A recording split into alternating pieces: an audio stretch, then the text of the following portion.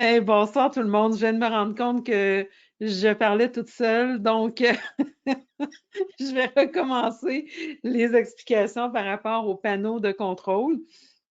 Eh bien, donc sur la droite, en haut, vous avez un panneau de contrôle avec quelques points que je vais vous préciser. Le premier, c'est vos micros. Donc, pendant la présentation, les micros de tout le monde sont fermés. Le mien l'était apparemment aussi. Donc, à la fin, je vais vous donner l'option d'ouvrir vos micros. Vous aurez tout simplement à les cliquer sur vos micros individuels. Lorsque vous aurez la permission, tous les micros vont pouvoir s'ouvrir pour qu'on puisse interagir. Et dans la partie où il y a interaction, je vais vous aviser et je vais éteindre l'enregistrement pour que ça soit confidentiel, entre guillemets, qu'on ait une conversation entre nous qui ne soit pas enregistrée pour vos questions, vos commentaires et tout ça. Vous avez quoi aussi? Vous avez donc la possibilité de chatter avec moi, mais je ferme le panneau durant la présentation, donc je vais aller chercher vos questions à la fin. Même principe pour les petites mains levées, je les verrai juste à la fin de la présentation. Dans le panneau de contrôle, vous avez aussi un onglet qui s'appelle Handout, pour moi en anglais, probablement Documents. En français, vous avez deux documents exceptionnellement ce soir. Vous avez la présentation en format PDF du PowerPoint que je vais présenter. Pour ceux qui veulent l'imprimer ou le sauvegarder, vous avez la possibilité de le faire. Et il y a un deuxième document qui est un article assez complexe que j'ai rédigé pour le NDA Média, qui est l'infolette de l'Association des naturopathes agréés du Québec, qui porte exclusivement sur la glutamine. La présentation de ce soir est ouverte autant aux thérapeutes qu'au grand public. Donc, je vais faire un résumé de mes recherches, mais pour ceux qui voudraient aller plus loin, qui voudraient avoir toutes les références scientifiques détaillées, vous allez les trouver dans ce document PDF. Donc, sans plus tarder, on va attaquer le sujet de la glutamine. La glutamine qu'on pense bien connaître, vous allez voir qu'il y a peut-être des petites subtilités que vous allez découvrir avec moi ce soir. En tout cas, j'espère bien. Et si vous en êtes à votre premier, je les ai appelés les 19-20 de 2021 pour les 7 à 8 en réalité de 2021. C'est un essai qu'on fait. On en est à notre deuxième ce soir. On en a fait un peu plus tôt sur. On a fait deux, en fait. On a fait un sur la vitamine D et on en a fait un sur un produit qui s'appelle le cortisol Adapt. Les gens ont bien apprécié la formule. Je décortique pendant à peu près une demi-heure, selon la complexité du sujet, un produit spécifique et le reste du temps, j'éteins l'enregistrement et on échange entre nous, autant sur le produit qu'on a couvert. Si vous avez des questions, évidemment, je ne peux pas rentrer dans des protocoles personnels là, en ligne, surtout pas sous l'ombrelle d'Aware, mais des questions, on va dire, plus générales. Euh, Commentaires aussi, le but quand j'ai créé ces rencontres virtuelles, c'était vraiment qu'on puisse échanger entre nous. Plusieurs avons une vision particulière, hein, qui est ce qu'on appelle la vision de terrain par rapport à la situation COVID, qui va un petit peu à contre-courant de ce qui est véhiculé dans les médias de masse et dans la population en général. Donc, je recevais beaucoup de commentaires en privé. Donc, je répondais la même chose à tout le monde. Je me suis dit, bon, ça serait le fun que on puisse échanger tout le monde ensemble. Et puis, étant donné qu'on ne fait plus maintenant les présentations en magasin ou dans des salles, bien, ça nous permet de rester quand même un petit peu en contact. Je trouve que c'est très important, entre autres parce que le rôle des naturopathes, des conseillers en produits naturels sur les planchers des magasins n'a pas été du tout reconnu durant la pandémie, mais je pense qu'on a joué un rôle important.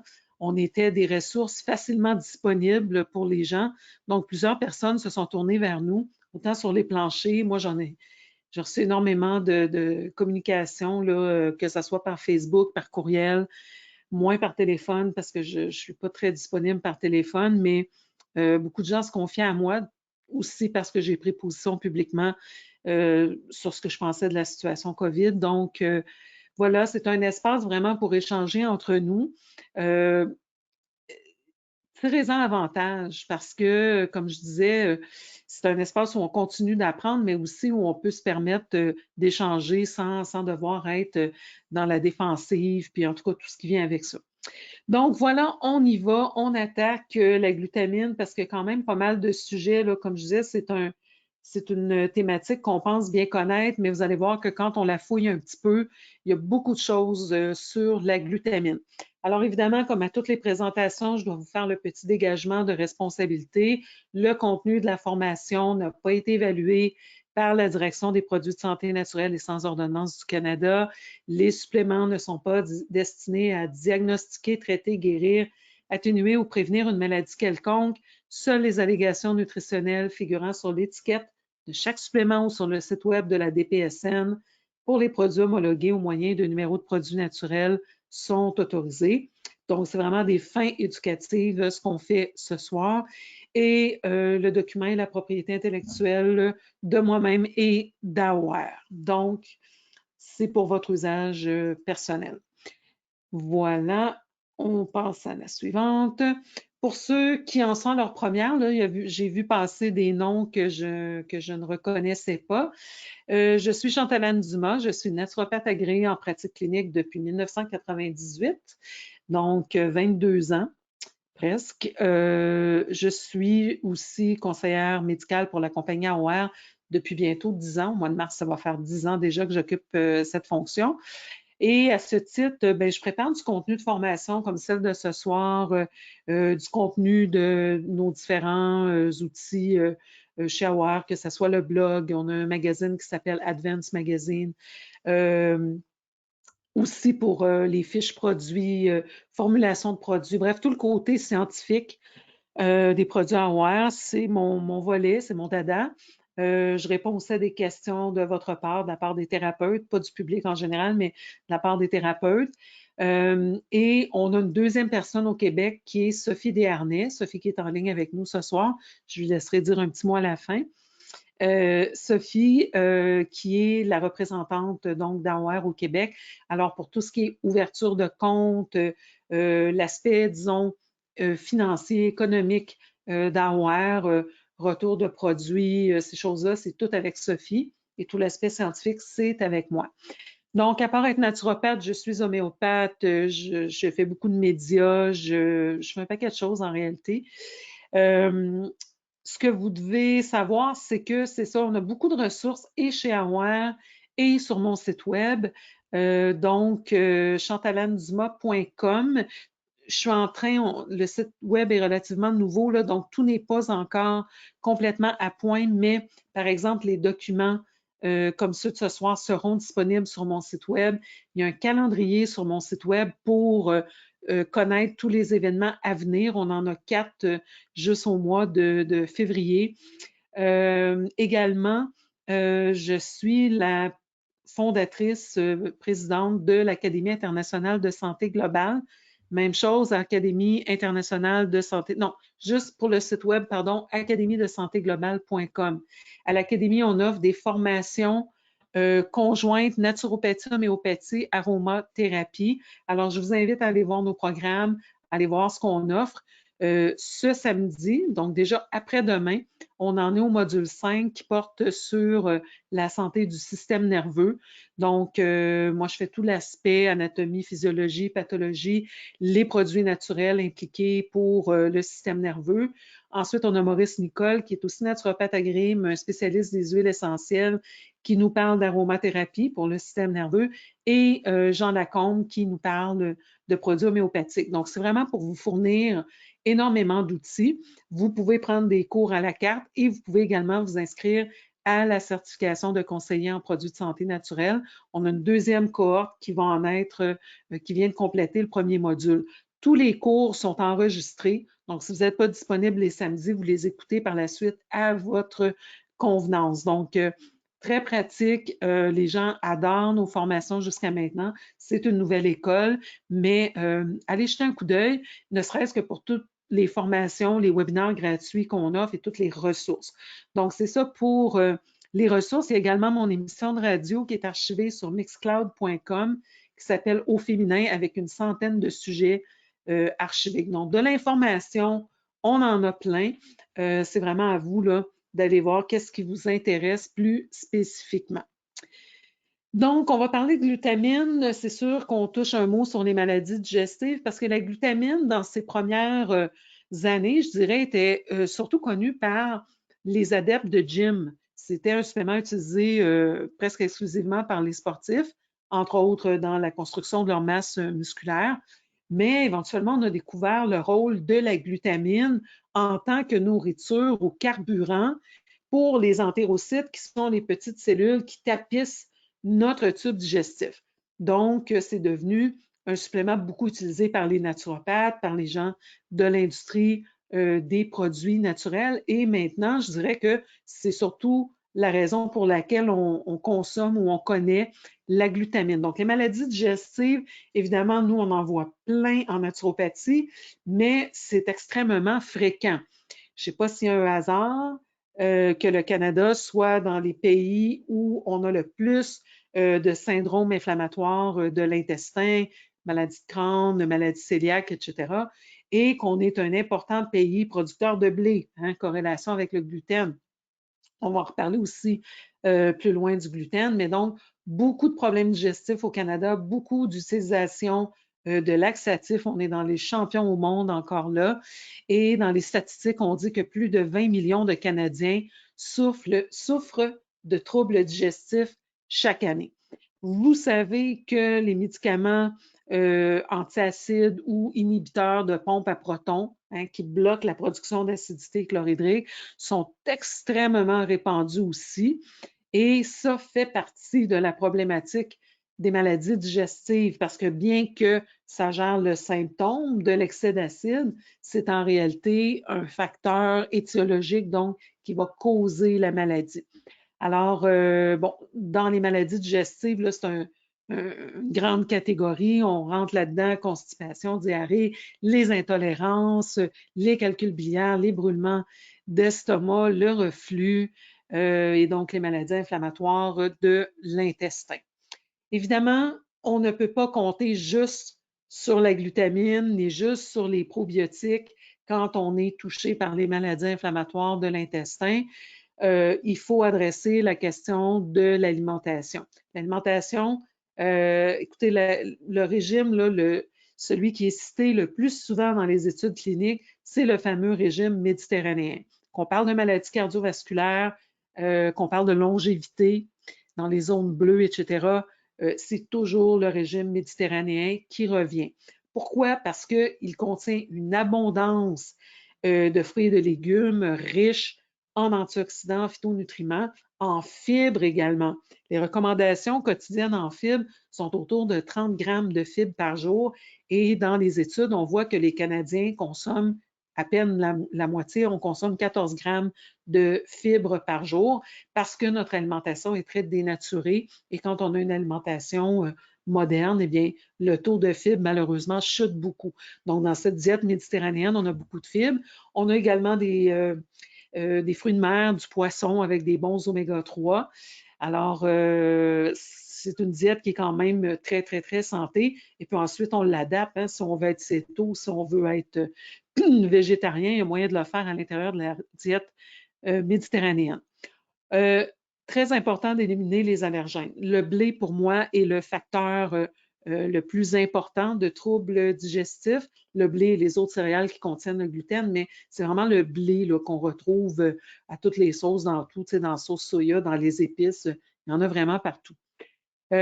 Ensuite, la question de boire de l'eau. Il faut boire au moins 1,5 litres d'eau par jour, une eau le plus près possible de 100 parties par million. On fait attention au tabac, alcool et café. Désintoxication régulière, évidemment, en naturopathie, on en fait toujours la promotion, mais encore là, si on fait de la détox sur un intestin qui est poreux, on va recycler les toxines. Donc, bien important de travailler la paroi intestinale avec la glutamine, comme on va le voir. La gestion du stress est importante. Quand le stress augmente, les fonctions digestives ralentissent parce que le corps va envoyer notre sang et notre énergie vers les extrémités pour qu'on puisse se sauver, donc prendre la fuite ou combattre ce que le corps perçoit comme étant un agent stresseur. Donc, dès qu'il y a du stress, il va avoir un impact négatif sur le système digestif, sur tous les systèmes du corps, mais particulièrement sur le système digestif. Ce qui rajoute à la problématique, c'est que le stress va saper nos réserves de glutamine. On a dit que la glutamine nourrit nos cellules épithéliales dans l'intestin. Donc, en fait, le stress va contribuer à la porosité intestinale. On doit éliminer les agents pathogènes et autres intrus. Souvent, on peut avoir des parasites sans en être au courant ou encore, ce qui est très fréquent aussi, c'est une prolifération anormale de levures de type Candida albicans, par exemple. Choisir judicieusement nos amis, donc nos bonnes bactéries, les aliments fermentés, les aliments prébiotiques, donc qui contiennent des fibres qui vont nourrir nos probiotiques. S'occuper de notre santé dentaire, 30% de la digestion débute dans notre bouche. Donc, si on a des problèmes dentaires, en plus de certaines bactéries, ça va affecter aussi notre tube digestif. Et la pratique d'au moins 20 minutes d'activité physique quotidiennement ou minimalement 5 jours par semaine parce que toute la sphère digestive est soumise en fait à l'action de notre sangle abdominale, de nos muscles. Donc, on doit bouger pour que ça fonctionne bien. Alors, je vous ai parlé d'intestin poreux. On parle d'intestin qui fuit, on parle d'hyperperméabilité intestinale. Tout ça veut dire la même chose. En fait, c'est un concept qui est apparu il y a une dizaine d'années. Ça a toujours existé, mais on a commencé à comprendre comment ça fonctionnait il y a une dizaine d'années. Et ce qu'on a découvert, en fait, c'est que cette couche de petites cellules épithéliales, c'est celle que vous voyez avec un rond au milieu, là, le tube digestif est recouvert d'une seule couche, comme celle-là, qui fait à peu près 1 millimètre d'épais, donc c'est l'épaisseur d'un cheveu. Et c'est ça qui nous sépare, en fait, de ce qu'on consomme. Donc, il y a des petites jonctions étroites ou des jonctions serrées entre les cellules épithéliales, c'est les petits bâtonnets que vous voyez à l'horizontale. Et ces bâtonnets vont s'ouvrir, la jonction va s'élargir pour laisser passer les nutriments de notre alimentation et se refermer par la suite. Ce qui arrive, c'est que sous l'action du gluten, pour les personnes qui ont une sensibilité au gluten, le gluten va agir comme portier et va ouvrir ces jonctions étroites et va laisser donc à ce moment-là s'échapper un paquet de molécules qui n'ont pas fini d'être digérées et pas juste les bons nutriments, mais des molécules pathogènes, des molécules à moitié digérées dans notre circulation sanguine, là, comme on le voit en bas.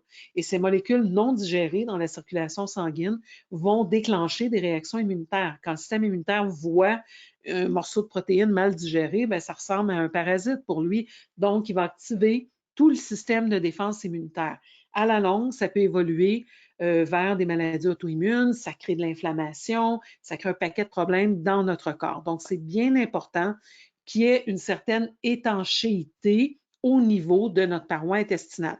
Évidemment, ce n'est pas complètement étanche parce qu'on doit absorber nos nutriments, mais déjà en enlevant le gluten, on arrête d'avoir cet impact. Et comment on le sait? En fait, c'est Dr. Fasano, qui est un chercheur qui travaillait pour la CDC, et il a découvert donc quand les portières s'ouvraient, il y a une molécule qu'on retrouvait, donc une protéine qui s'appelle la zonuline, qui agit elle aussi comme portière. Mais quand on est intolérant ou en tout cas sensible au gluten, le gluten va se mettre à agir comme la zonuline et donc maintenir les portes ouvertes. Alors, bien important dans un premier temps d'éliminer le gluten parce que si vous faites juste prendre de la glutamine, vous allez tourner un petit peu en rond. Donc, le plus grand agresseur de l'intestin, c'est le gluten. Ce n'est pas le seul. Consommation abusive de café, le stress, comme on a mentionné, les antibiotiques, les médicaments corticostéroïdes.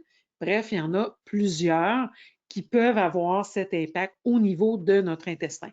Donc, quand on reconnaît, je vous ai mis plus loin la liste là, des symptômes d'un intestin poreux, mais il faut aller investiguer un peu plus loin pour voir quelles sont les causes. Alors, l'hyperperméabilité, quelques signes associés et quelques maladies associées. Je ne les passerai pas en détail, vous pourrez aller les relire tranquillement, mais c'est quand même important d'en tenir compte parce que c'est souvent ce qui se cache derrière une panoplie d'autres problèmes et pas juste des problèmes digestifs. Donc, parmi les causes communes d'hyperperméabilité, j'ai mentionné le gluten, des médicaments, des infections non diagnostiquées aussi, par exemple bactéries Helicobacter pylori ou les levures intestinales, comme on disait, le stress, les maladies auto-immunes, déséquilibres hormonaux, par exemple, un déséquilibre hormonal en faveur des estrogènes va aggraver l'hyperperméabilité intestinale. La carence en vitamine D. Vitamine D, là, 2000 récepteurs sur nos cellules pour la vitamine D répartis dans notre corps. La vitamine D est impliquée dans à peu près tout. Je vous invite à aller voir le webinaire que j'ai fait sur la vitamine D si vous voulez en apprendre davantage. La carence en glutation est un autre facteur important et la glutamine rentre dans la production du glutathion qui est notre principal antioxydant. Pour toute la question de l'intolérance au gluten, de l'intolérance au lactose, on a un test qui s'appelle My Blueprint chez Aware. Je vais refaire une présentation sur le Blueprint. Je crois que c'est lundi soir prochain. Lundi soir prochain, je vais présenter tout ce que vous pouvez aller chercher comme information avec le Blueprint. Mais ici, je vous ai mis juste un petit extrait pour vous montrer qu'on peut aller vérifier d'un point de vue génétique la prédisposition à être intolérant au gluten et au lactose. Maintenant, vous pouvez avoir les gènes et ne pas avoir développé l'intolérance ni la maladie cœliaque et à l'inverse, vous pouvez avoir développé cette maladie ou l'intolérance et ne pas être génétiquement prédisposé. Il y a quand même une corrélation de 90 %, donc très importante. Alors, c'est un des moyens d'aller vérifier. Si on veut faire un vrai diagnostic, à ce moment-là, ça prend d'autres types de tests, des tests, par exemple, qu'on envoie aux États-Unis parce que la gastroscopie, ça fait juste aller vérifier l'état, en fait, du tube digestif. Et si c'est très, très, très abîmé, vous allez avoir un diagnostic de maladie cœliaque, mais tout ce qui vient avant, vous ne serez pas diagnostiqué. Donc, on en arrive au sujet principal de ce soir, qui est la glutamine. Donc, la glutamine est un acide aminé, c'est-à-dire qu'on en retrouve dans nos protéines. Le corps aussi peut en fabriquer une certaine quantité.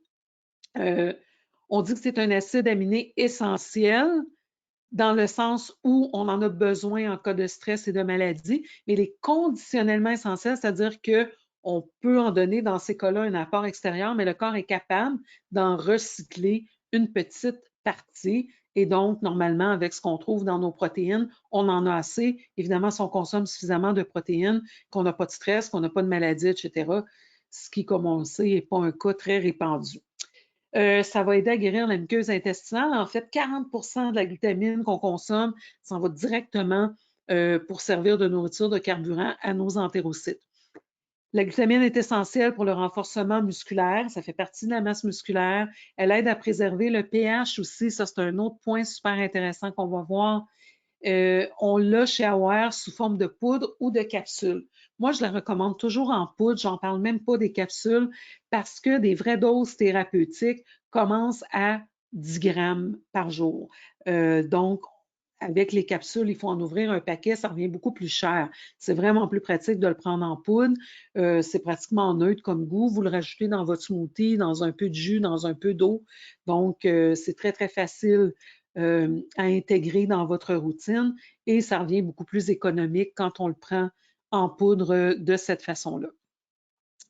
Donc, c'est un précurseur du glutathion, 40 %, bon, l'équilibre de l'azote ou du pH, soutient la division des cellules immunitaires lors des infections, ça c'est super intéressant. Ça favorise l'activité des lymphocytes, des macrophages et des neutrophiles, on va y revenir. Lorsque le taux de cortisol est élevé, donc le cortisol est une hormone qu'on produit en état de stress, comme l'adrénaline, ça sape nos réserves de glutamine. Les besoins en glutamine sont accrus durant les stress, par exemple dans les cas de tumeurs, de virus, de chirurgie, dans les traitements aussi, cancer, radiothérapie, chimiothérapie, c'est un supplément que je donne toujours. Et on s'est gardé du temps à la fin là, pour un topo spécifique sur glutamine et cancer. Donc, la question du pH, bon, le pH, vous savez que ça l'indique le taux d'acidité et d'alcalinité dans le corps. Et le pH optimal au niveau du sang, c'est entre 7,35 et 7,45. Lorsque le sang devient plus acide, eh bien, le corps va commencer à dégrader la glutamine et le taux d'ammoniac va augmenter afin d'augmenter notre pH sanguin, donc de réduire notre acidité. L'ammoniac est très alcaline. Ensuite, à l'inverse, eh bien, si l'ammoniac devient trop élevé, donc si le taux de pH sanguin devient trop alcalin, eh bien, on va se remettre à stocker l'ammoniac sous forme de glutamine. Donc, pour les gens qui ont des problèmes d'acidose chronique, la glutamine est un super bon produit à considérer pour aider à rééquilibrer votre pH. C'est pour ça aussi que dans des cas chimio, radio ou de gros traitements comme ça, où le corps s'acidifie énormément, la glutamine va être très, très, très aidante. Et donc, par exemple, les gens vont développer des aftes, des ulcères au niveau de la bouche et on peut faire une espèce de petit rince-bouche avec la glutamine avant de l'avaler et ça l'agit très rapidement et de manière très, très efficace. Donc, la glutamine est l'acide aminé le plus abondant dans le plasma sanguin quand on est à jeun. Ça représente le 5e de tous nos acides aminés. Il est conditionnellement essentiel, comme je disais, parce qu'on est capable d'en faire, sauf qu'en cas de stress et maladie, on n'en fait pas assez. C'est pour ça que ça va être intéressant d'avoir recours à des suppléments. C'est impliqué dans la synthèse des protéines, c'est un précurseur du glutathion, donc le maître antioxydant du corps. C'est impliqué dans la production d'oxyde nitrique. C'est une molécule de signalisation, l'oxyde nitrique, qui est très intéressante. Dans la synthèse des neurotransmetteurs, comme par exemple le GABA. Donc, le GABA qui est l'acide aminé le calmant le plus abondant. Dans la production de l'hormone de croissance et serre de carbone pour la gluconéogenèse. Donc, la carence en glutamine va survenir lorsqu'il y a des besoins accrus, comme on l'a dit dans les cas de stress. Et la glutamine va chuter si, par exemple, on s'entraîne et qu'on dépasse, que notre entraînement dépasse notre consommation quotidienne là, en protéines. J'ai mentionné que 40 de la glutamine sert de nourriture à nos petites cellules épithéliales qu'on revoit en haut ici. Et dans les cas de chirurgie, les grands brûlés, tout ce qui est réparation, en fait, du corps, on devrait penser à la glutamine. Au niveau de l'immunité, dès qu'il y a la présence d'un agent pathogène et qu'il y a une division des cellules immunitaires, une activité accrue des lymphocytes, des macrophages et des neutrophils, ils ont besoin de glutamine. Dans l'inflammation également, on voit que dans les traumas sévères, le taux de glutamine chute de 50% parce que le corps est en état, encore une fois, de stress et de réparation. Donc, l'inflammation va utiliser la glutamine et on peut avoir une carence en glutamine qui va affecter notre réponse immunitaire juste parce qu'on devient carencé en glutamine. Donc, pourquoi attendre de se rendre là, en fait, quand c'est un supplément très, très facile à incorporer. Donc, les besoins vont être accrus en glutamine dans les cas de maladies sévères, lors de troubles intestinaux. Tout ce qui touche l'intestin va augmenter les besoins en glutamine. Dans les syndromes d'immunodéficience et dans toute maladie maligne avancée. En fait, on devrait en prendre régulièrement. On n'est pas obligé de le prendre tout le temps si on n'est pas malade, qu'on n'a pas d'inflammation, de stress chronique, mais de le prendre de manière épisodique pour permettre à ce moment-là à notre intestin de refaire ses forces, si je peux m'exprimer ainsi.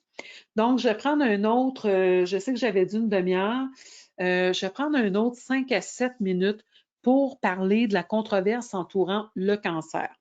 Vous avez peut-être entendu dire qu'on ne doit pas supplémenter la glutamine durant le cancer. Moi, j'en ai entendu parler pour la première fois au congrès de l'ANAC, de l'Association des naturopathes agréés en 2019, alors que des personnes atteintes de cancer, des naturopathes en fait, qui avaient fait beaucoup de recherches sur la thématique, sont apparus avec ça. Et donc, c'est devenu le buzzword là, de la conférence. Et j'étais extrêmement surprise parce que moi, depuis 20 ans, j'utilise des grandes quantités de glutamine en consultation. J'ai une assez bonne clientèle en cancer, entre autres en cancer du sein, et je n'ai que des choses positives à dire à propos de la glutamine. Donc, j'étais très surprise et je me suis mis à fouiller la question. J'ai passé 3 mois là-dessus. C'est l'article que je vous ai parlé qui est disponible sur dans le panneau de contrôle. Et donc, pour essayer de comprendre d'où ça venait et quelle était l'histoire derrière cette potentielle contre-indication à la glutamine. Donc, en fait, ça vient des premières recherches in vitro, donc dans des tubes éprouvettes, qui démontraient que lorsqu'on donnait de la glutamine aux cellules cancéreuses, il y avait une prolifération accrue.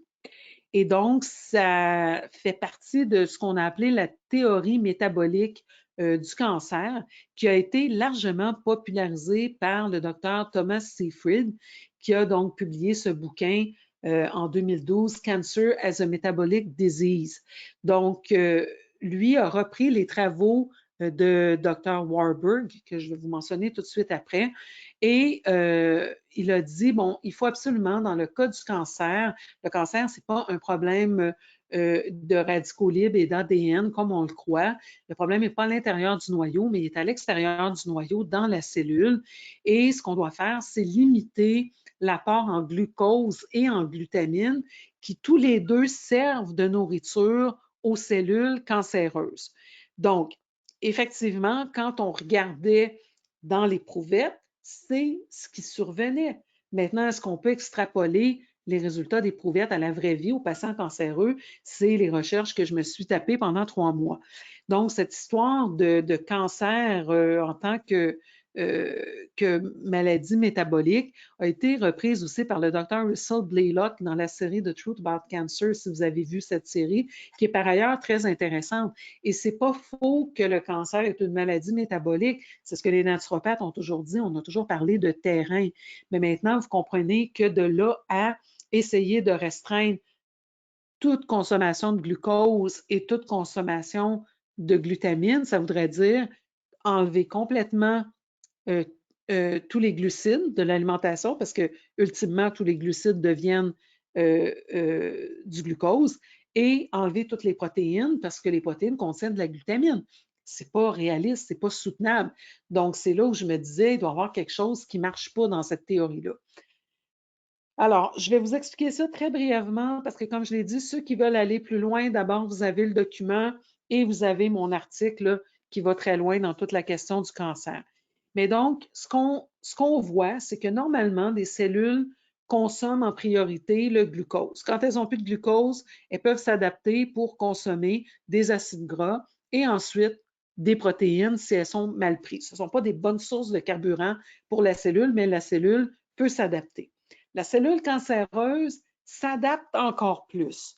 Et c'est une observation qu'avait fait le docteur Warburg, que la cellule cancéreuse est capable de fonctionner dans un milieu où il n'y a pas d'oxygène et où elle est privée de ses nutriments normaux. Et c'est dans ce cas-là qu'elle va se mettre à utiliser énormément de glutamine et à recycler donc la glutamine pour en faire un carburant. Donc, en éprouvette, quand on enlève le glucose, les cellules cancéreuses ne fonctionnent pas. Et quand on enlève la glutamine, les cellules cancéreuses aussi arrêtent de se répliquer. Ce qu'on doit comprendre, c'est qu'en la cellule en éprouvette ne peut pas s'adapter à différents mécanismes, alors qu'à l'intérieur de notre corps, quand elle ne trouve plus d'un carburant, elle en prend un autre. Donc, ce n'est pas le fait dans la vraie vie d'enlever juste le glucose ou juste la glutamine qui va résoudre le problème. Donc, Warburg, c'est ce qui s'était rendu compte. Je ne rentrerai pas dans le détail du pourquoi, du comment, mais c'est que la cellule cancéreuse va donc escamoter certaines étapes parce qu'elle est en état d'adaptation à son environnement. Ça va lui coûter beaucoup d'énergie. C'est-à-dire qu'une cellule cancéreuse va produire juste 2 molécules d'ATP versus une cellule saine qui en produit 36. Et c'est pour cette raison que les cellules cancéreuses consomment beaucoup de glucose. Elles ont besoin de plus de sucre pour arriver à la même production énergétique à cause de ce métabolisme adaptatif. OK? Alors, ce que cette théorie dit, c'est que si on isole la glutamine, eh bien, et le glucose, les cellules cancéreuses vont arrêter de proliférer. Mais comme je vous disais, dans les faits, c'est pas si simple que ça. On peut pas vraiment arriver à isoler la glutamine. Il y a d'autres facteurs aussi qui affectent le bon fonctionnement de la mitochondrie parce que ce que les tenants de cette théorie disent, c'est que c'est le mauvais fonctionnement de la mitochondrie qui se met donc à produire de l'énergie de manière inefficace, qui produit des radicaux libres et qui finit par endommager l'ADN. Donc, pour lui, c'est de là que ça vient, mais c'est une théorie à laquelle plusieurs adhèrent, sauf que, comme je disais, c'est un peu simpliste parce qu'il existe énormément de types de cancers et selon les variants génétiques de chaque personne, le cancer va aussi évoluer de manière différente. Donc, c'est un petit peu réducteur comme théorie. Ensuite, qu'est-ce qu'on voit? Les résultats initiaux effectués in vitro ont été réfutés. Donc, encore là, dans mon article, vous allez voir, j'ai cité plusieurs grandes études qui ont démontré que ce qui était vrai dans l'éprouvettes, c'est pas comme ça que ça se passe dans la vraie vie. Il y a des études aussi faites chez des patients en état de cancer où on voit l'amélioration du taux de glutation, de macrophages, la diminution des marqueurs de cancer et tout lorsqu'on leur donne de la glutamine. Donc, quelque part, ça a un effet plus positif que négatif. Et une partie de cette explication, c'est justement parce que 40% de la glutamine qu'on donne s'en va directement pour nourrir les cellules épithéliales, donc ça ne se rend même pas aux cellules cancéreuses. L'autre chose, c'est que si on essaie de priver le patient de glutamine, la glutamine, comme je viens de le mentionner, a énormément de bienfaits au niveau du cancer. Donc, sur la somme totale, on va créer plus de troubles qu'on va vraiment arrêter les cellules cancéreuses de proliférer parce que les cellules vont trouver des mécanismes adaptatifs. Il y a des cellules qui contiennent beaucoup de glutamine synthase dans les cellules cancéreuses, donc une enzyme qui va fabriquer sa propre glutamine à partir de glutamate et d'ammoniac. Donc, on ne pourrait jamais assez priver le corps de glutamine pour arrêter la prolifération des cellules cancéreuses. C'est vrai dans une éprouvette, c'est pas vrai dans le corps humain. Il y a beaucoup d'autres approches plus globales qu'on peut mettre en action et comme on l'a vu, bien, la glutamine va avoir un impact beaucoup plus positif que négatif parce que il y a aussi l'aspect du pH. Vous savez que tous les patients cancéreux sont toujours en état de grande acidose, donc un système très acidifié, et la glutamine va être extrêmement utile pour rétablir le pH des personnes en état de cancer, et on sait qu'il n'y a pas de cancer dans un pH normal. Donc, si on tient compte de tous ces facteurs, de vouloir supprimer la glutamine dans le cas de cancer, c'est non seulement prématuré, mais aussi inutile.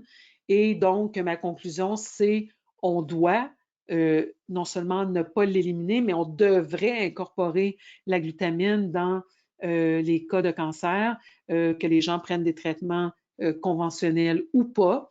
Par contre, ce qu'on doit faire, c'est de s'assurer d'avoir une glutamine de bonne qualité. Donc, de bonne qualité en allant avec les marques réputées, évidemment, parce qu'il y a toutes sortes de sources de glutamine. Il y en a des plus intéressantes que d'autres. Hein. C'est un petit peu comme le collagène. Il faut faire attention d'aller vers des bons fournisseurs, d'aller vers des compagnies réputées. Et l'autre chose, bien, comme je disais, c'est de le choisir en poudre pour être capable d'aller vers des doses thérapeutiques. Donc, les doses thérapeutiques, ça commence à 10 à 20 grammes. Dans certains cas, on va jusqu'à 40 grammes par jour. Donc, vous imaginez que ce n'est pas en ouvrant des petites capsules qu'on va y arriver.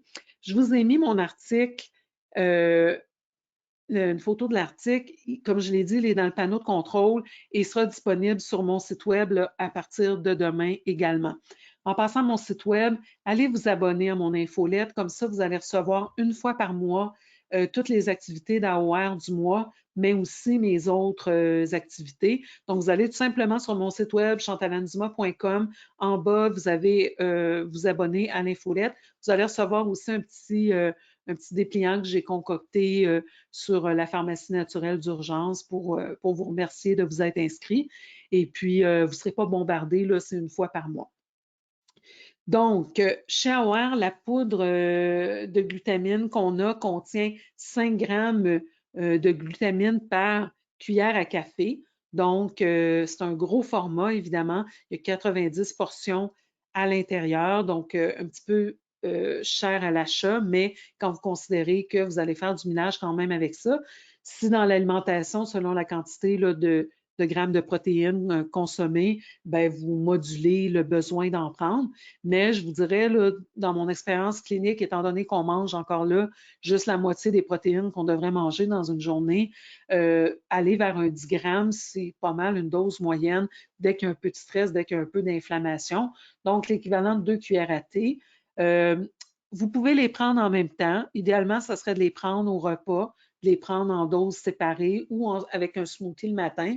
Mais comme je dis toujours, il y a le protocole idéal puis il y a le protocole réaliste. Moi, je les mets dans mon smoothie, comme ça, c'est réglé pour la journée. Et puis, ça peut être bien aussi de le faire en dose progressive, juste pour vous habituer, tout simplement habituer votre foie à gérer votre glutamine. Si vous la prenez pour l'acidose, je vous dirais, c'est peut-être un peu plus pertinent d'essayer de la prendre 2 fois par jour pour essayer de ne pas arriver comme avec une grosse dose de glutamine. Après ça, vous êtes 24 heures sans en prendre. Donc, plutôt essayer de le faire matin et soir. Pour les autres cas, là, si vous le faites en une dose, c'est correct, mais commencez avec 5 grammes à la fois, commencez pas avec 20 grammes d'un seul coup et augmentez aux 3 jours de 5 grammes pour arriver à la dose là, que vous estimez avoir besoin. Donc, vous avez les références de tout ce qui était l'effet Wahlberg. Pour plus de références puis avoir les liens spécifiques, je vous recommande encore une fois mon article.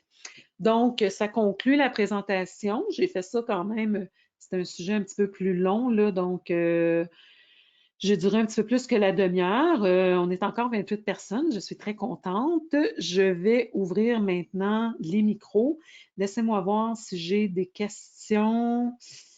Non, il n'y avait pas de questions. Je vais voir maintenant.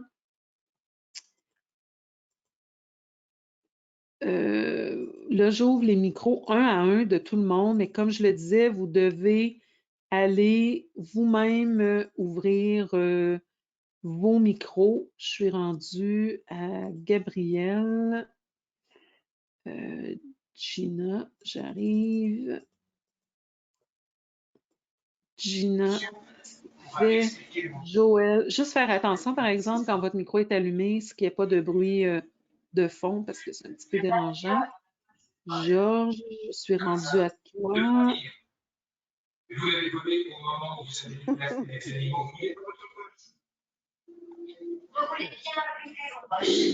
Voilà. Bon, il y a quelqu'un dont le micro est allumé et qu'on entend un bruit de fond. Peut-être juste éteindre votre micro, s'il vous plaît. Y a-t-il quelqu'un qui reconnaît son bruit de fond? Il y a une télé en arrière. Bon, la personne ne doit pas être en avant de l'ordinateur. On va être obligé de dealer avec ça. OK. Voilà. Donc, les micros devraient être tous ouverts. Sophie, je vais ouvrir. Sophie, ton micro est allumé. Si tu veux nous dire un petit mot peut-être pendant que les gens trouvent leurs questions ou leurs interventions. Oui, bien sûr. Bonjour tout le monde. Merci d'avoir participé à la présentation de ce soir. Merci Chantal. Toujours très intéressant, évidemment. Oui, puis merci aux gens parce qu'on envoie toujours l'invitation à la dernière minute. Peut-être que c'est On va aidant. s'améliorer. On va s'améliorer, Sophie. On va Oui, faire la semaine prochaine celle du mois de mars. Donc, on s'améliore. oui. Puis en même temps, je me disais peut-être que c'est une bonne chose parce que, bon, à la dernière minute, OK, let's go, je le fais ce soir. Puis bon, c'est toujours fun là, de participer à des activités comme ça On fera on les the deux. spot. Là. Ben oui, c'est ça, On fera les exactement. deux. En tout cas, merci à tout le monde. Merci Chantal, très intéressant. Puis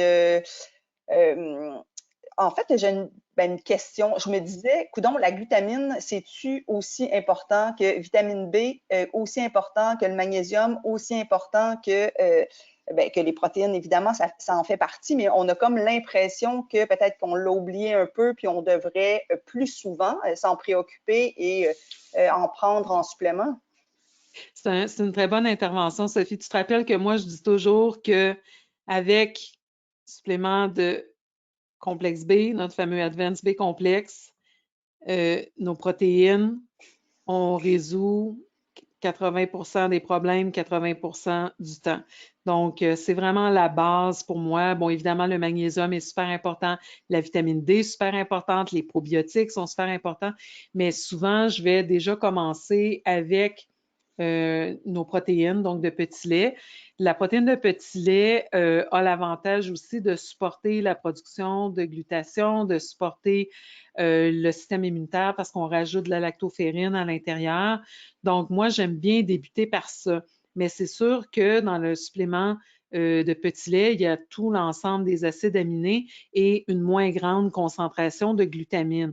Donc, comme je disais, la glutamine, c'est peut-être pas nécessaire de la prendre tout le temps, mais il faut au moins la prendre de manière épisodique. Exemple, vous savez que vous venez de passer un épisode particulièrement stressant, ou vous aviez de l'inflammation pour une raison X, ou vous avez dû prendre des antibiotiques. En fait, tous les moments où vous décidez de prendre un probiotique, vous devriez aussi prendre la glutamine en même temps. Ça, c'est pour les besoins de base. Si vous avez une maladie chronique, même un diabète qui génère de l'inflammation, si vous vous entraînez et que vous pensez que vous devriez gagner plus de masse musculaire, parce que ça, c'est un indice. Quand vous commencez à avoir une fonte de masse musculaire, c'est pour ça que les gens, entre autres, quand ils sont malades, bon, non seulement ils ne bougent pas, mais il y a souvent une fonte de la masse musculaire parce que la glutamine est dirigée pour réparer le corps où elle en a besoin et la masse musculaire, ça devient secondaire. Donc, dès qu'il y a un indice où on commence à perdre du poids, genre tu t'entraînes, puis tu ne prends pas de masse musculaire, puis tu prends de la protéine, mais rajoute de la glutamine. Si tu es en état d'acidose chronique aussi, tellement de gens ont un problème d'acidose, puis oui, on prend des poudres de minéraux, puis à un moment donné, on se rend compte que ça ne fait pas la job. Bien, c'est peut-être temps d'essayer avec la glutamine. Donc oui, c'est un supplément qui est très important. Le supplément de fibres aussi, qui est super important. Tu sais, on a tombé dans les probiotiques. Les probiotiques, c'est vrai que les probiotiques sont super importants, mais on oublie que les probiotiques, ça mange quelque chose.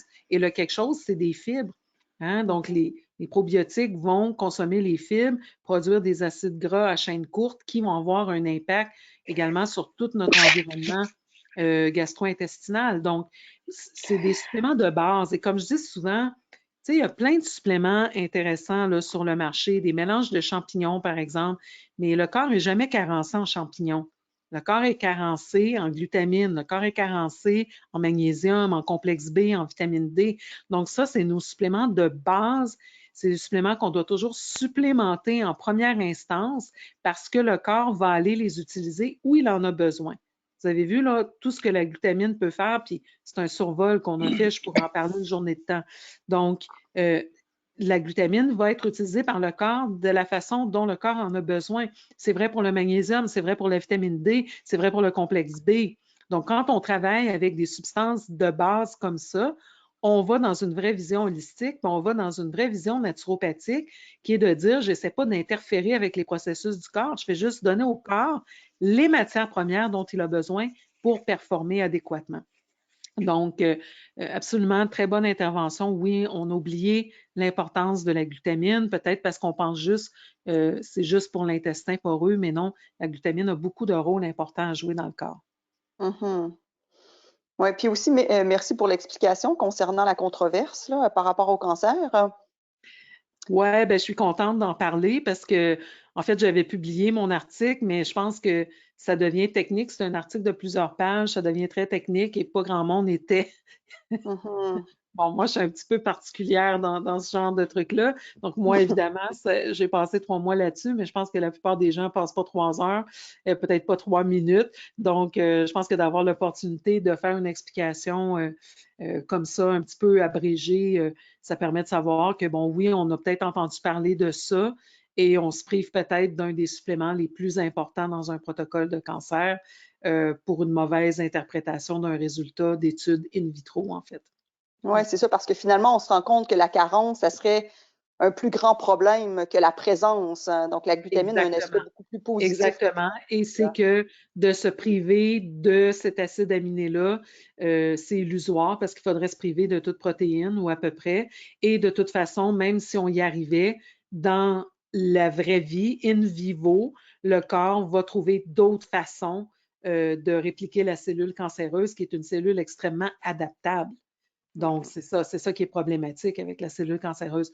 Donc, ça ne servirait à rien d'essayer d'éliminer toutes les sources de glutamine, comme d'essayer d'éliminer toutes les sources de glucose, en fait, parce que c'est sûr qu'on ne veut pas consommer du sucre, rajouter du sucre au sucrier, mais par exemple, on sait que du glucose, on en a dans les fruits. Est-ce qu'on veut éliminer tous les fruits dans un cas de cancer? Non. On veut avoir un ratio équilibré. On peut aller vers une diète à tendance plus cétogène, plus réduite en glucides, mais d'essayer d'éliminer complètement le glucose. Le plus grand consommateur de glucose dans notre corps, c'est notre cerveau. Donc, on peut essayer de l'éliminer, mais il va avoir des conséquences. Donc, c'est pour ça, c'est des visions très simplifiées, très réductrices, en fait. C'est d'essayer d'extrapoler un résultat qu'on a obtenu dans une éprouvette à un mécanisme extrêmement perfectionné qui est le corps humain. Le corps s'adapte. Donc, il faut faire attention d'extrapoler. Il y a des choses qu'on peut extrapoler par rapport à des éprouvettes, mais très souvent, justement, dans le fonctionnement, parce que le corps va fonctionner par priorité. Il reçoit de la glutamine, il n'envoie pas ça dans la cellule cancéreuse comme il le ferait dans une éprouvette. Première chose qu'il fait, c'est réparer son intestin poreux, c'est rétablir le pH dans l'organisme, c'est réparer des organes qui sont peut-être en état de détérioration. Donc, c'est une vision très simpliste. Mais comme tu le disais, sur la somme globale, à cause du rôle dans la production du glutathion, de la modulation de l'immunité, du pH, etc., la glutamine va avoir un effet beaucoup plus positif que négatif dans les cas de cancer. C'est d'ailleurs ce que j'observais en clinique. C'est ce que d'autres chercheurs, dans toutes les études que j'ai citées là, dans mon document, ont observé aussi.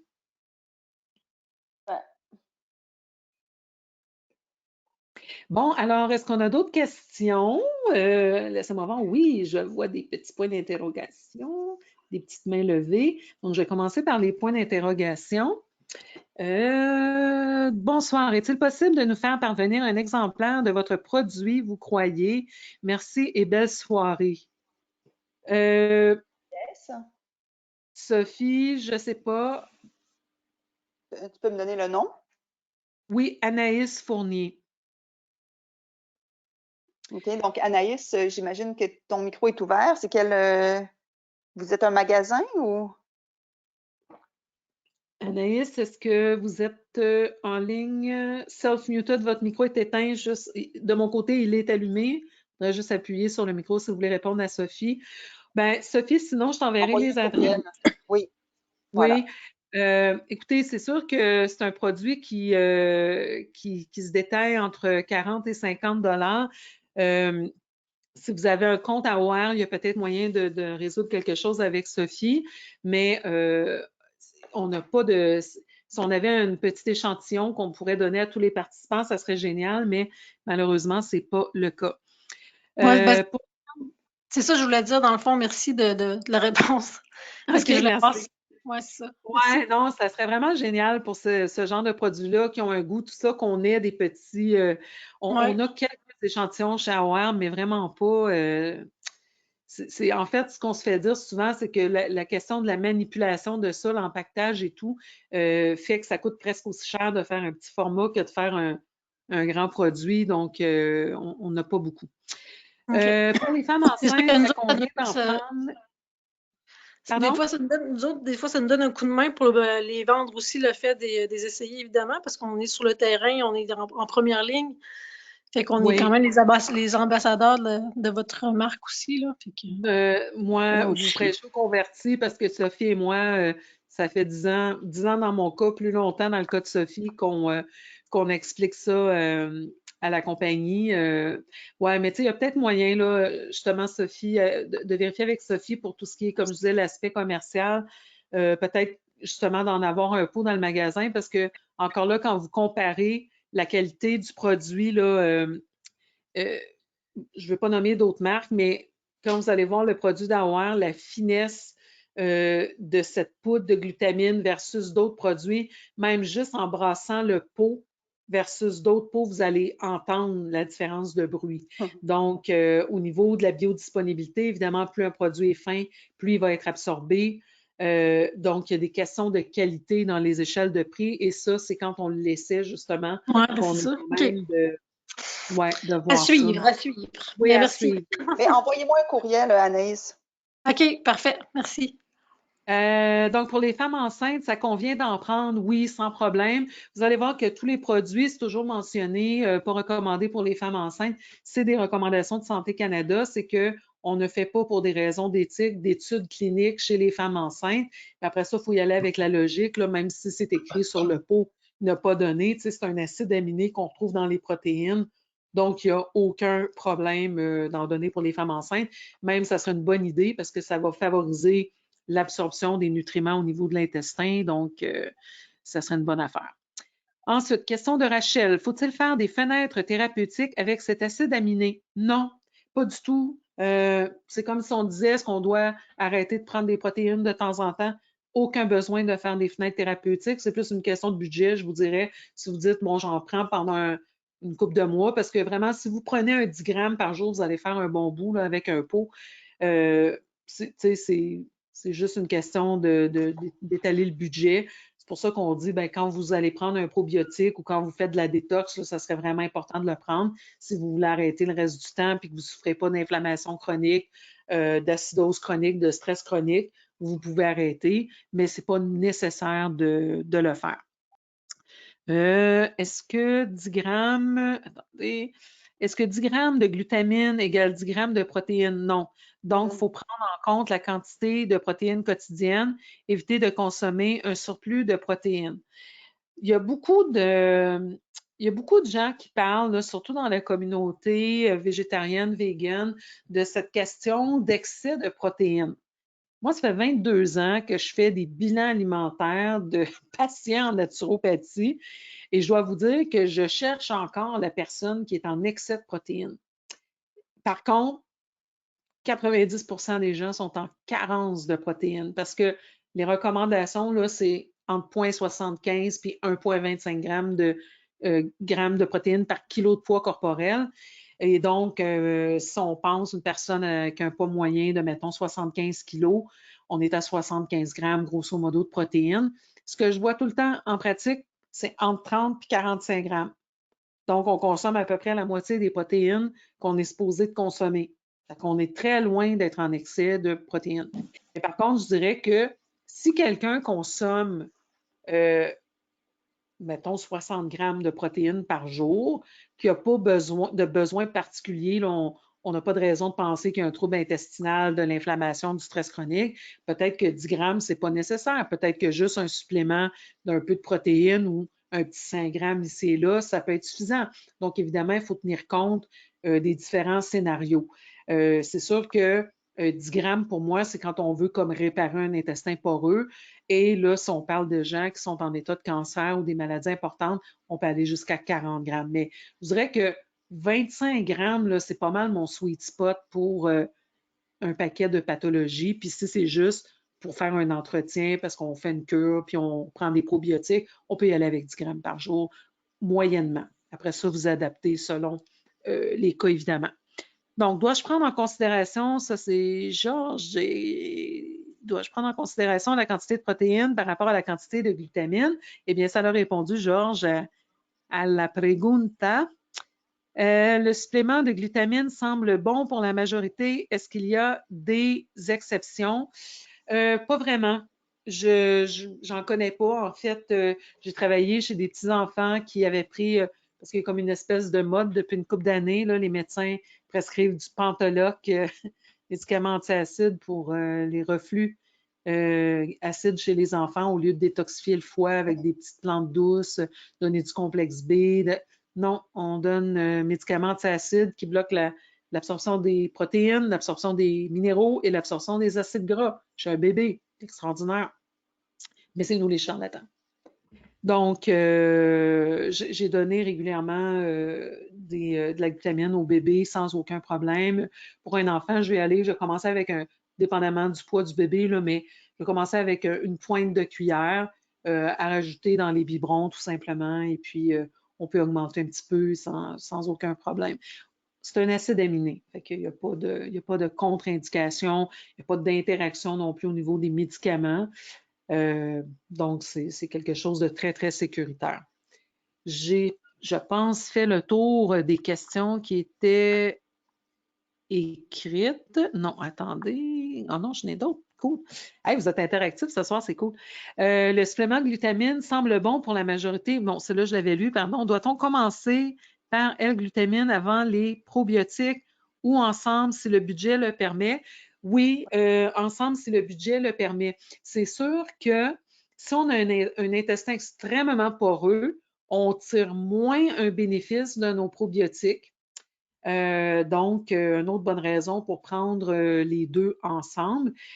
Commencer avant, pas nécessaire. Si on a un choix à faire, je ne vais même pas répondre parce que ça dépend du cas. Tu sais, si on vient de prendre un antibiotique, les deux vont être importants, mais peut-être que je commencerai par mon probiotique pour ne pas laisser la porte ouverte à des proliférations bactériennes ou de levures. Si la personne n'enlève pas non plus, parce que là, on parlait de faire des fenêtres thérapeutiques, mais exemple, la personne qui consomme du gluten, puis là, elle a beaucoup réduit son gluten, mais elle consomme ses petits biscuits glu quand même à tous les jours, bien, c'est sûr que là, il faut y en donner à tous les jours de la glutamine pour essayer de compenser un petit peu. Donc, si par exemple, on donne, la personne n'a pas le budget, puis on dit on va commencer par la glutamine, puis elle n'enlève pas le gluten, ben, l'intestin va continuer d'être poreux, fait que ça valait-tu la peine de commencer par la glutamine? T'sais, idéalement, c'est de donner les deux. Je vais répondre comme ça.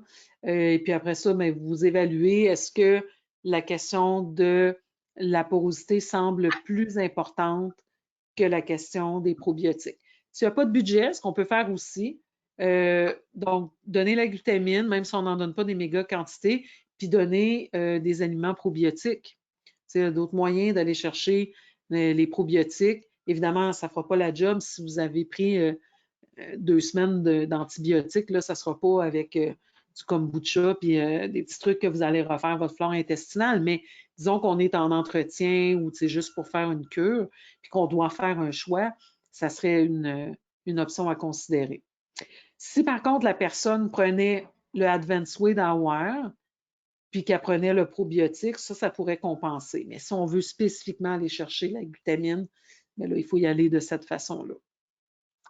Là, je pense que oui, j'ai fait le tour des questions. Maintenant, vos micros sont ouverts. Alors, ceux qui veulent poser la question à voix haute, simplement ouvrir votre micro. Les questions, bon, ça peut porter sur la glutamine, ça peut porter sur n'importe quoi. Il est 8h05, je ne vais pas vous garder trop longtemps, fait qu'on va se dire 8h15 pour clôturer. Lundi prochain, comme je mentionnais, je vais refaire la présentation sur le blueprint. La dernière fois, je ne me suis pas rendu compte et mon PowerPoint ne suivait pas. Donc, tant qu'à la réenregistrer, je vais la faire avec des gens présents. Donc, lundi prochain, je vais refaire celle-là. On a j'ai pas les dates devant moi. Donnez-moi une seconde si je retrouve. On va avoir un webinaire spécifiquement sur nos probiotiques. Les gens ne connaissent pas assez nos probiotiques d'Aware qui sont excellents. Donc, on a décidé de vous en parler. Ça va être le 23. Et on a un autre 7 à 8. Le prochain 7 à 8, c'est le 18. Ça va porter sur le SAMI, S-adénosine méthionine, qui est super intéressant pour la santé des humeurs, la santé humorale, qui est d'ailleurs le thème là, pour nous du mois de février, le thème de mon module à l'Académie ce samedi. Dans l'infolette, j'avais un blog sur l'anxiété que vous retrouvez aussi sur mon site web. Donc, si vous avez manqué l'infolette que j'ai envoyée le 2, normalement, je l'envoie le premier, là, mais j'ai manqué ce mois-ci. Donc, si vous avez manqué celui-là, vous retrouvez les blogs également sur mon site personnel, chantalandumas.com et académie-de-santé-globale.com.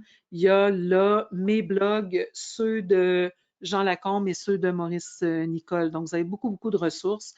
Les émissions au féminin, comme je le mentionnais, centaines d'émissions archivées. Vous faites mixcloud.com au féminin avec un O et ou mon nom. Et vous allez trouver là vraiment différents sujets. Et à chaque mois dans le webinaire, pardon, pas dans le webinaire, dans l'infolette, je mets un lien d'une émission de radio qui est en lien avec la thématique du mois. Donc, on est vraiment en pleine santé du système nerveux. Mais donc, la glutamine, parce qu'on parle d'intestin, c'est important. Puis parce que ça joue un rôle dans la production du GABA, donc un neurotransmetteur calmant, c'est tout à fait approprié pour la santé du système nerveux. On n'en a pas beaucoup parlé à soir parce que je voulais avoir le temps de vous décortiquer la question du cancer, mais Donc, ne pas oublier que ça a un rôle au niveau du GABA. J'ai-tu des nouvelles questions? Bon, Anaïs, on avait répondu ça. J'ai pas de nouvelles questions. Allez-y. Pas de son. José, attends un petit peu, José. Je vais aller voir ce qui se passe ici. José.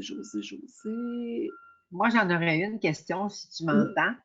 Oui, j'entends. Juste une petite seconde. Bon, pourquoi qu'il n'y a plus de micro? José, je ne sais pas qu'est-ce qui se passe, mais vous n'avez pas de micro. J'ai l'impression que c'est que vous ne devez pas avoir un micro de branché sur votre ordinateur, ou en tout cas, il n'est pas en fonction. Ah, il vient d'apparaître. Voilà, moi, je l'ai allumé de mon côté. Il vous reste à l'allumer du vôtre. José. Alors, cliquez sur le petit micro qui est en rouge pour le mettre en vert et ça devrait fonctionner.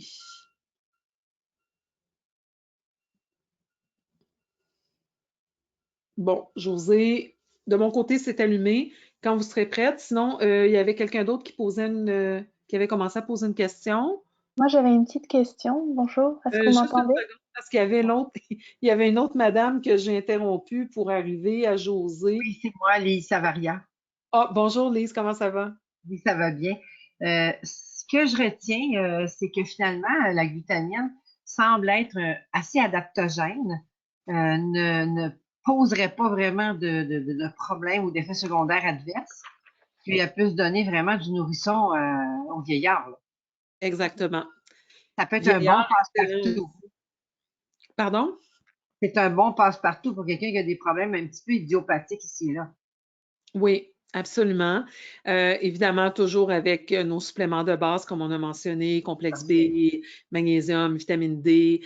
Mais oui, tout à fait. Puis justement, on sait que nos pauvres personnes âgées, le type d'alimentation qu'ils reçoivent, les médicaments antiacides qu'on leur donne aussi, donc ça l'affecte énormément toute la paroi digestive. Alors, même si on y va avec un petit 5 grammes, c'est une petite cuillère à thé, là, de glutamine, même si ça serait juste ça qu'on rajoute, on peut la prendre dans un peu d'eau et puis ça va faire vraiment une différence, ça va aider beaucoup.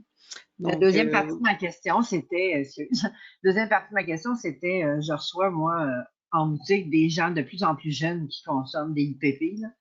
Et est-ce qu'en leur donnant de la glutamine, on minimise un peu le mal de ce médicament-là que ces personnes-là semblent ne pas vouloir abandonner de peur de revoir les reflux et tout?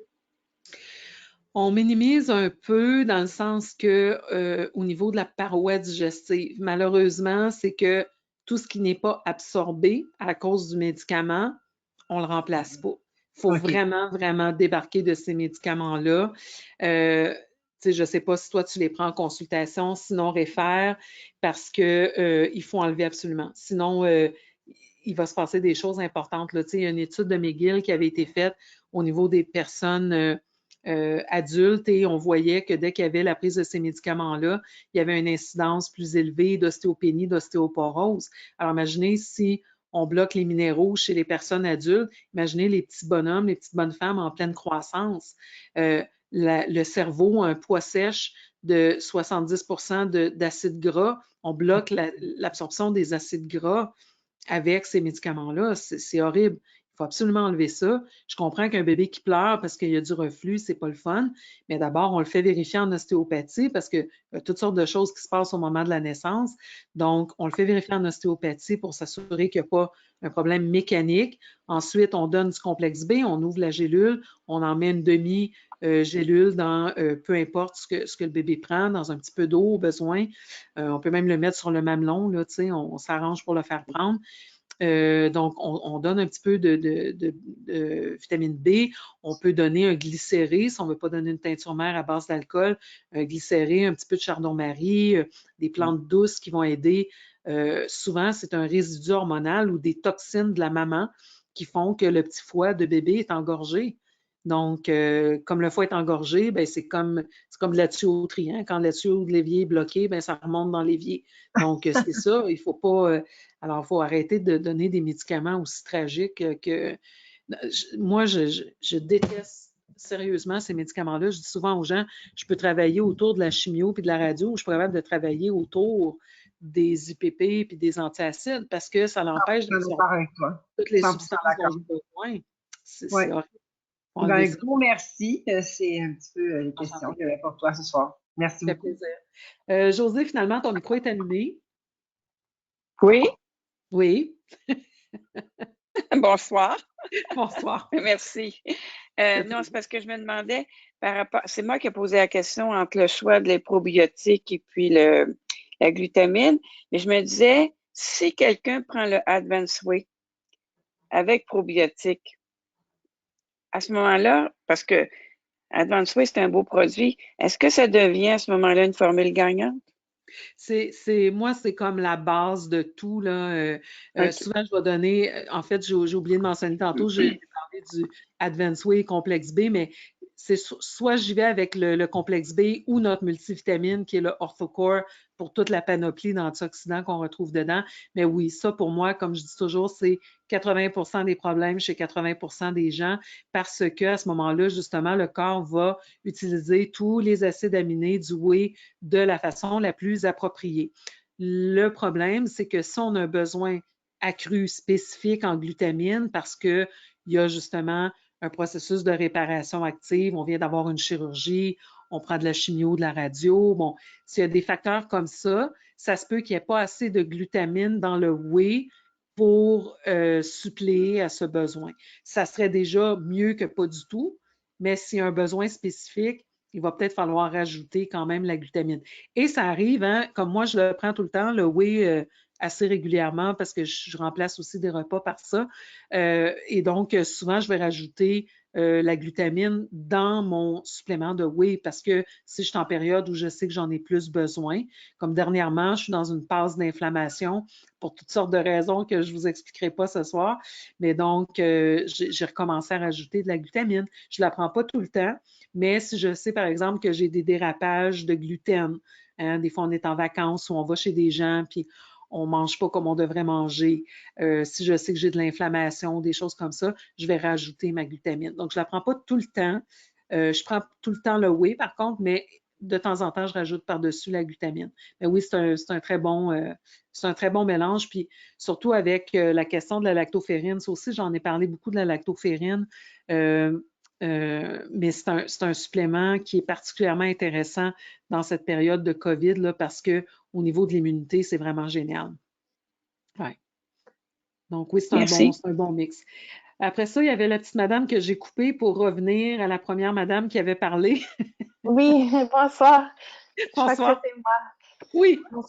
Oui, c'était juste une petite question concernant, dans le fond, la durée pour, par exemple, en cas de perméabilité intestinale, ça prend combien de temps à peu près pour justement réparer la muqueuse de l'intestin, c'est-à-dire en incluant évidemment dans le protocole les autres éléments, mais disons, combien de temps vous recommandez la glutamine pour que ça ait fait son effet?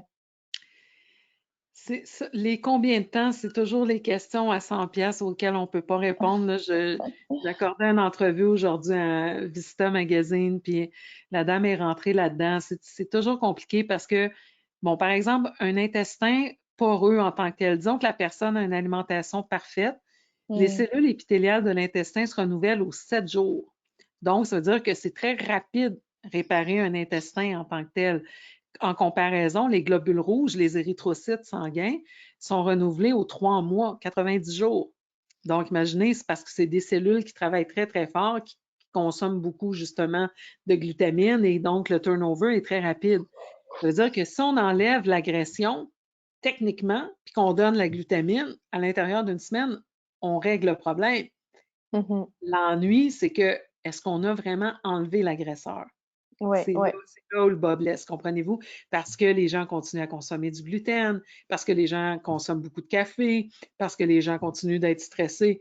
Là, on s'entend que tout le monde est un peu stressé. Là. On parle d'un stress important. Après ça, ben, l'état de la flore intestinale, parce que, encore là, vous savez, ça fait, mon gars, 19 ans, ça fait 18 ans que je travaille avec les tests fonctionnels. J'avais été faire les formations aux États-Unis avec, à l'époque, c'était Great Smokies. Aujourd'hui, c'est Genova. Ensuite, je suis allée avec Metametrix. depuis 19 ans, donc 18 ans que je fais des tests fonctionnels, ça m'est jamais arrivé d'envoyer un test de parasites aux États-Unis et que le test revienne négatif. Jamais. Là, vous allez me dire, c'est sûr que moi, je suis biaisée parce que les gens qui arrivent à moi ont déjà passé plein d'autres tests chez les médecins conventionnels. Et évidemment, je ne fais pas passer des tests de sel à tout le monde. Si je le fais passer, c'est qu'il y a des symptômes puis il y a un historique qui me laisse croire qu'on va en trouver. Mais c'est pour vous dire que c'est quand même beaucoup, beaucoup, beaucoup plus présent que ce que les gens croient. Et pas besoin d'aller si loin en arrière. Moi, quand j'étais jeune, à l'école primaire, il y avait à peu près la moitié des enfants à l'école qui faisaient des cures de déparasitage 1 à 2 fois par année. Donc, je ne sais pas ce qu'on pense, là, que parce qu'on se lave les mains 500 fois par jour, on n'a pas de parasites, mais ce n'est pas le cas. Là, on est très parasité. Alors, si, encore une fois, on donne la glutamine, on donne des probiotiques, mais on n'a pas donné un antibactérien ou un antiviral ou un antifongique et qu'il reste des pathogènes présents, bon, il y en a toujours une petite partie, là, on ne peut pas avoir un intestin stérile, mais il faut que ça soit bien contrôlé. Il faut qu'on ait une très forte dominance de bonnes bactéries versus les levures, etc. Donc, c'est ça aussi l'autre problème. Beaucoup, beaucoup de gens vivent avec des infections fongiques sans le savoir. Alors, le candidat s'agrippe après la paroi intestinale, vraiment comme des deux côtés. Et même quand on donne un agent antifongique, il va passer du côté de la paroi, laisser passer l'antifongique et se réinstaller de l'autre côté après. Donc, à moins de savoir ce qu'on fait et de le faire comme il faut, ça peut être assez difficile de se débarrasser d'un problème de candidose ou de levure. Donc, si c'est présent, bien, il va falloir continuer à donner de la glutamine. Donc, c'est pour ça, il y a beaucoup de facteurs qui font que je ne peux pas vous dire exactement combien de temps ça va prendre. Ça dépend vraiment de la personne. D'accord, je vous remercie. Merci beaucoup. D'autres questions? Hey, je m'amuse, ça fait du bien. Tu sais, moi, je travaille à la maison. Je vis seule à la maison. Donc, je ne parle pas tant que ça avec des gens. Et puis, je suis vraiment contente. Ça me manque beaucoup de donner les formations en présentiel. C'est sûr que je ne vous vois pas. Je vous vois pas, là. Ça serait cool que je puisse allumer les caméras de tout le monde, même les allumer sans vous le dire pour voir qu'est-ce que je verrais. Mais donc, au moins de jaser, d'avoir des interactions, je trouve ça vraiment cool.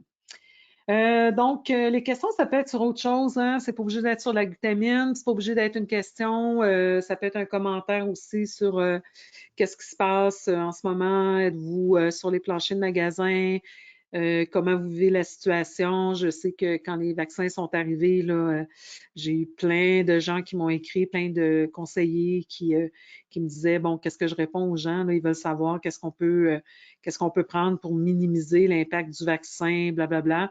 Je vais vous préparer quelque chose là-dessus fin février, début mars. Probablement avec Jean puis Maurice, on va essayer de vous faire une journée naturo, homéo, aroma sur vraiment comment faire face au vaccin. On avait déjà fait une sur l'immunité qu'on va probablement reprendre pour faire face à COVID, mais là, on va le faire sur directement faire face au vaccin. Questions, commentaires? Oui, juste un petit commentaire par rapport à ce que vous disiez par rapport au vaccin. C'est juste un petit témoignage de ma part.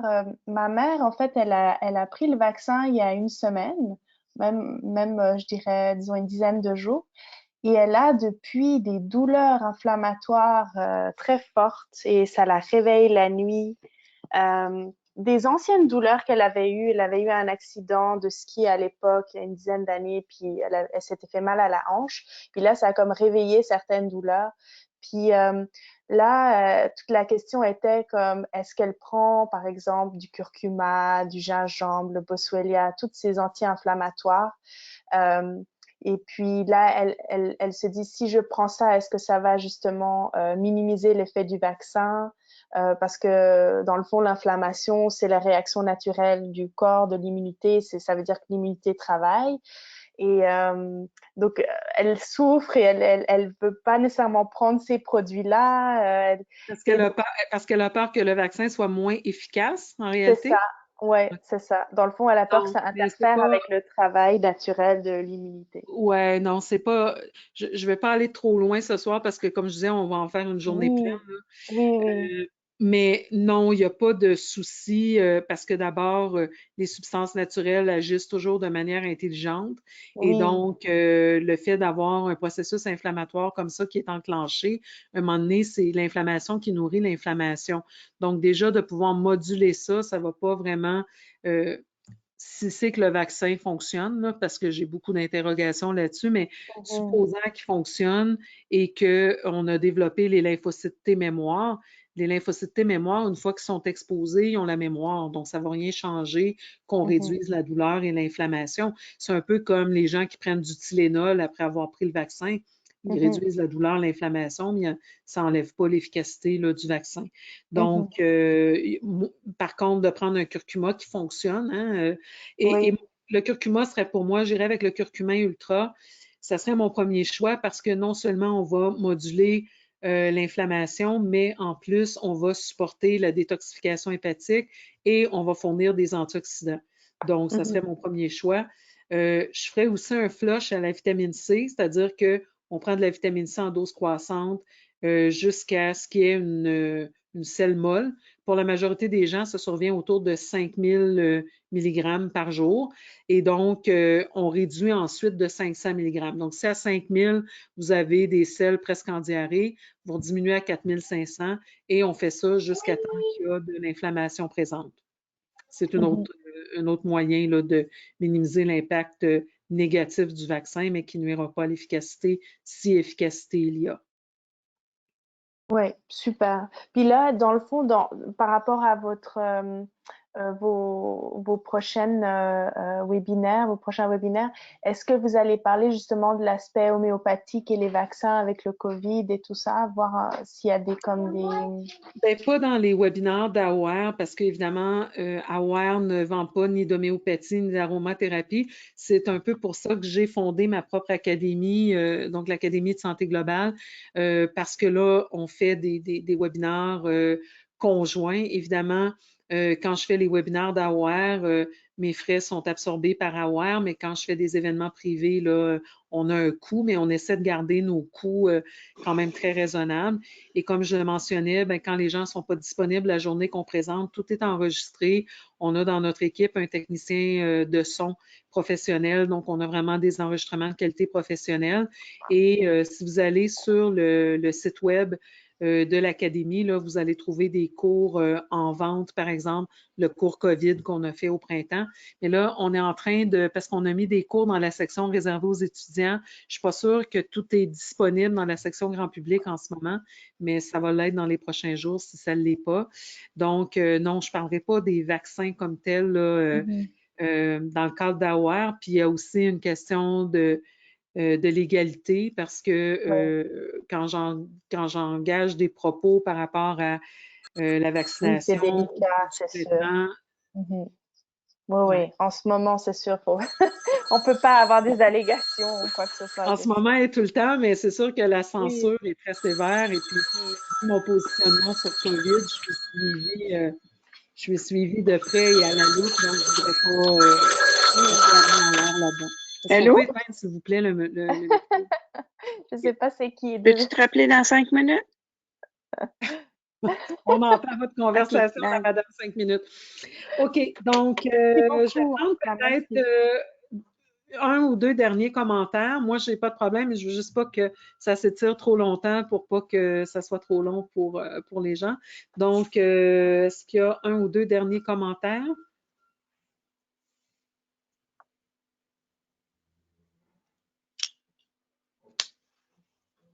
Bon, alors s'il n'y en a pas, je vais peut-être vous partager, juste parce que j'ai besoin de me vider le cœur.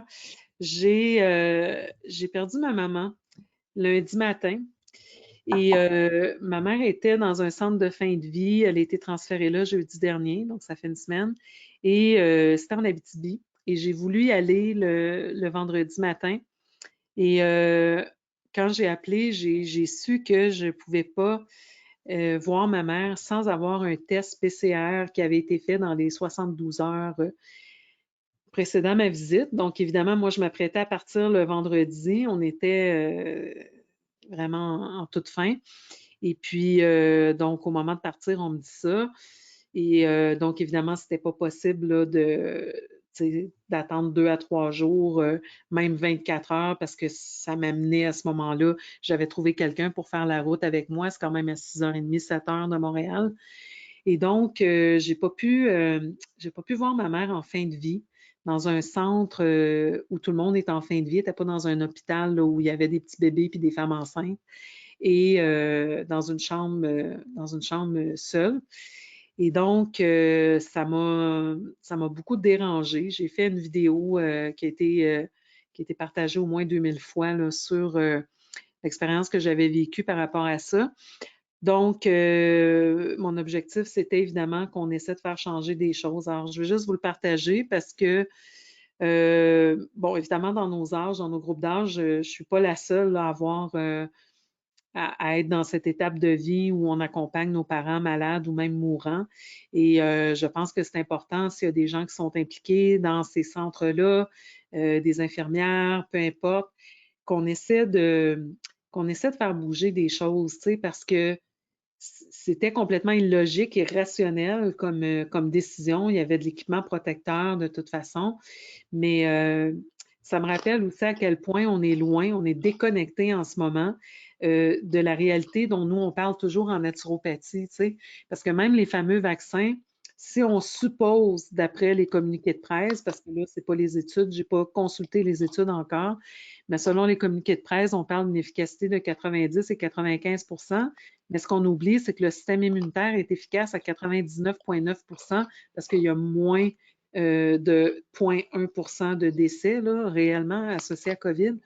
Donc, c'est pour ça que nous, on parle toujours de terrain. C'est pour ça que nous autres, on parle toujours de donner au corps les substances dont le corps a besoin pour avoir une immunité optimale.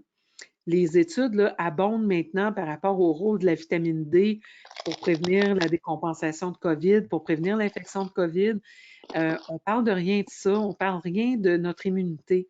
Et on focus sur des tests, sur des vaccins, mais on oublie qu'avant tout ça et qu'après tout ça, hein, il reste notre immunité.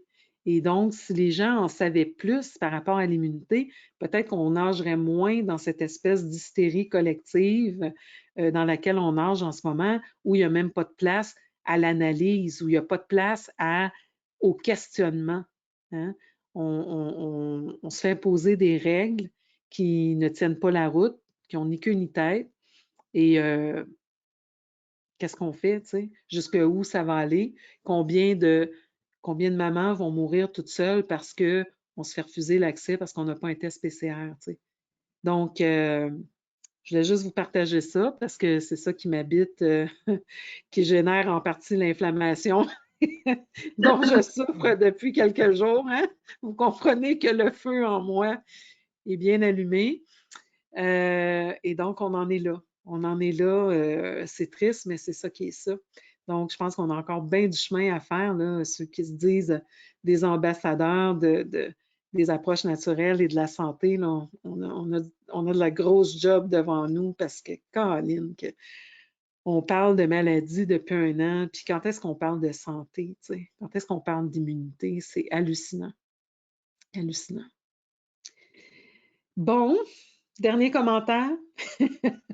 Un beau merci. C'est très Ça me fait plaisir. Ça me fait plaisir. Instructif. Alors, merci beaucoup. Merci à vous autres d'être là. Je sais qu'il y a beaucoup de compagnies qui sollicitent votre attention. Donc, ça nous fait toujours bien, bien chaud au cœur quand on voit vos inscriptions, quand vous apparaissez le soir pour venir écouter nos webinaires, partager avec nous.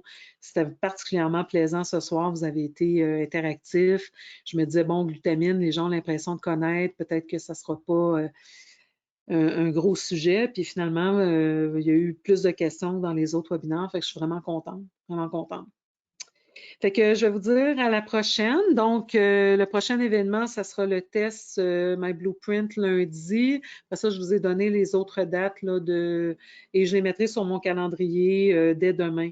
Donc, sur mon site web, si vous n'avez pas pris les dates ce soir, vous allez pouvoir les récupérer.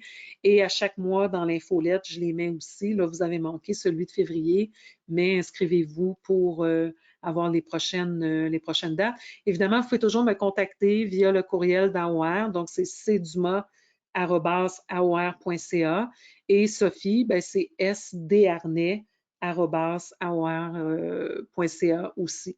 Donc, toujours moyen de nous contacter ou via nos pages Facebook. Ma page, Sophie n'est pas souvent sur Facebook. Ma page Facebook est pas mal tout le temps allumée, donc c'est une bonne façon de me contacter aussi.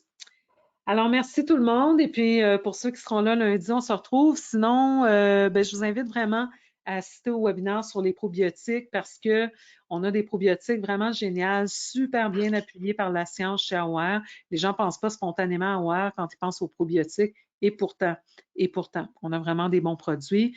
Et le SAMI aussi, peut-être un produit à découvrir si vous le connaissez moins. Donc, merci encore tout le monde et puis à Merci. très bientôt. Merci beaucoup. Bye bye. Merci, bye bye. Merci.